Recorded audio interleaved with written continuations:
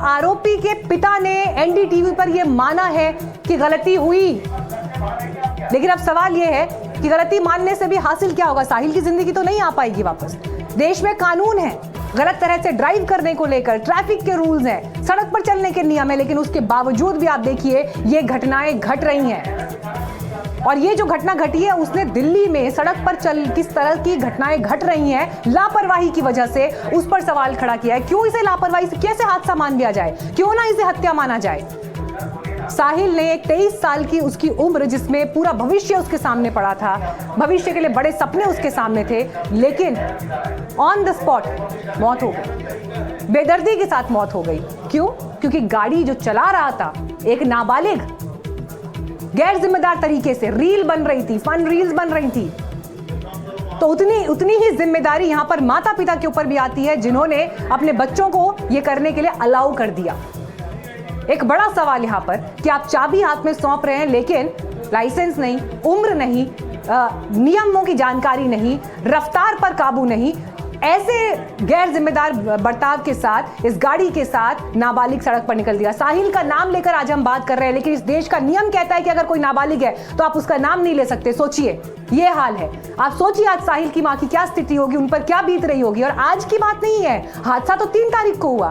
3 तारीख को हुआ ये एक्सीडेंट है, और उसके बाद जब सोशल मीडिया पर यह खबर बनती है, तब जाकर देश झकझोरा हुआ अपने नाम दिया और एक शख्स की मौत हो गई। उसके पिता मेरे साथ में हैं।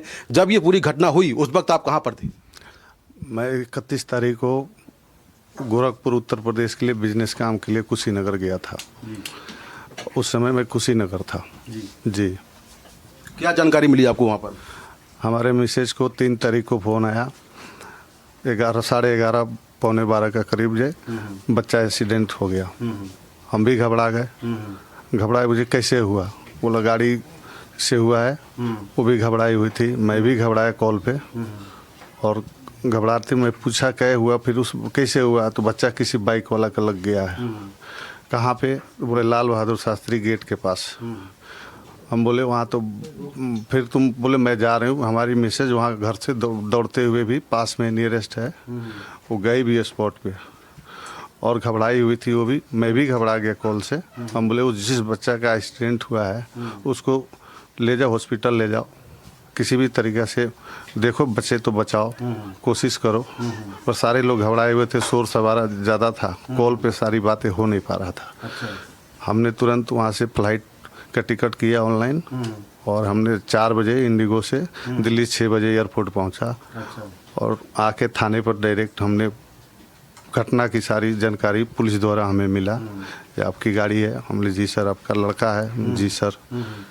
आपको कुछ? हम नहीं सर, मैं बाहर था घर से, और मुझे आप ही के द्वारा जानकारी मिला और मेरे मिसेज के कॉल के द्वारा मिला। मैं इमीडिएट बहुत घबराए हुए वहाँ थाने पर गया।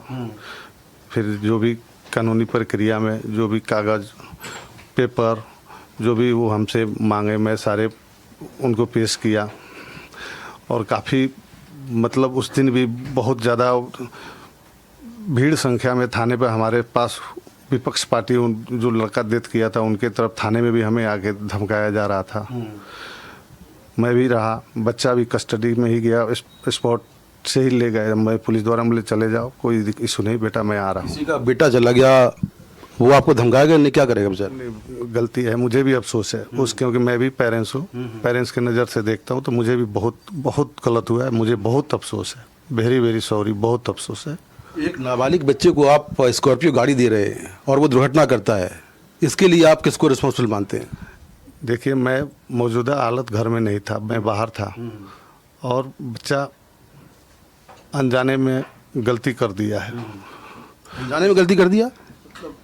गलती कर दिया, अनजान मतलब वो लेके गलत कर दिया, ये बहुत गलत है। मैं शर्मिंदा। गाड़ी के 13 चालान है, इसके पहले ओवर स्पीड के चालान हुए हैं और भी चालान हुए हैं।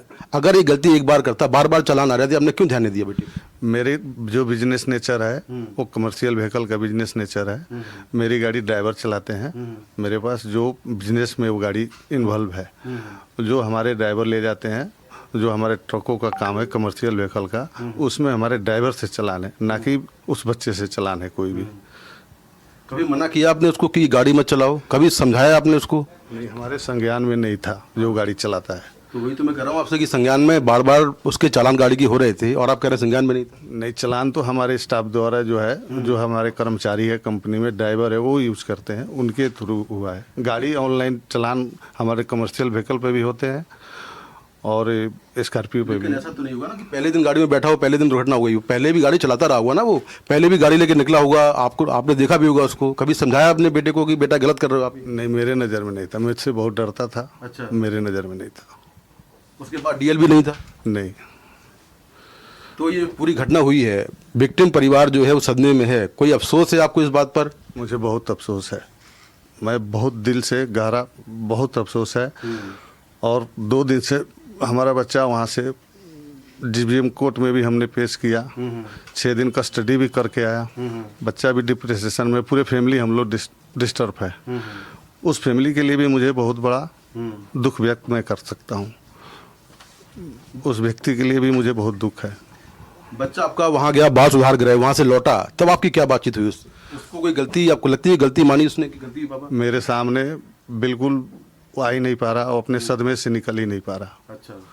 वो डर से, एक पेरेंट्स का डर, सारे पेरेंट्स के डर बच्चों के सामने होता है, वो डर बहुत ज़्यादा फील कर रहा और बहुत डिप्रेशन में है। अपनी माँ से कोई बात बताइए? माँ से भी बहुत कम बोल रहा है। इस घटना से इतना महसूस कर रहा है जो मुझे लग नहीं रहा जो बच्चा वापस रिकवरी कर पा रहा। आज पूरे देश में ये चर्चा हो रही है कि पिता की क्या जिम्मेदारी है, समाज के प्रति क्या जिम्मेदारी है, बेटे के प्रति क्या जिम्मेदारी है, और आपका नाम जो है लगातार चर्चा में है। देखिए, एक पिता होने के नाते मैं बोल रहा हूँ, मेरे उस बच्चे के लिए भी दुखद है और सामने जो भी टीवी नेटवर्क विज्ञापन के थ्रू देख रहे हैं, मुझे बहुत दुख हो रहा है इस चीज़ से। आपके बेटे ने जब घटना हुई तो बताया कि मेरी उम्र 19 साल है, बाद में जांच हुई तो उम्र 17 साल निकली। नहीं, ये वहाँ के शोर शराबे में उसका हेल्दी शरीर देखने से पब्लिक द्वारा कोई कुछ बोल रहा था, कोई कुछ बोल रहा था। घटना स्थल का आप समस्या को समझ सकते हैं। मेरे नज़र में ऐसा कुछ भी नहीं है। जो दस्तावेज है हमने, जो पुलिस प्रशासन द्वारा दिया, वो सत्य दिया और जो जेन्युइन है वही दिया। अगर मैं आपके बेटे की बैकग्राउंड की बात करूं तो क्या बैकग्राउंड है, पढ़ने में कैसा है, क्या इसके पहले भी कोई ऐसी घटना की है, कोई दुर्घटना हुई हो, कुछ हुआ हो? मेरा बेटे का जो बैकग्राउंड है, जिस स्कूल में पढ़ता है उस स्कूल से 120-25 उसको वार्ड है, गोल्ड और सिल्वर मिला के। जो अटेंडेंस है वो 98-99 है, जो हमने पुलिस वेरीफाई भी कराया है। दूसरी, जो उसकी सारी क्लास में 85-90 एवं हर क्लास का रिजल्ट है, उसको भी पुलिस ने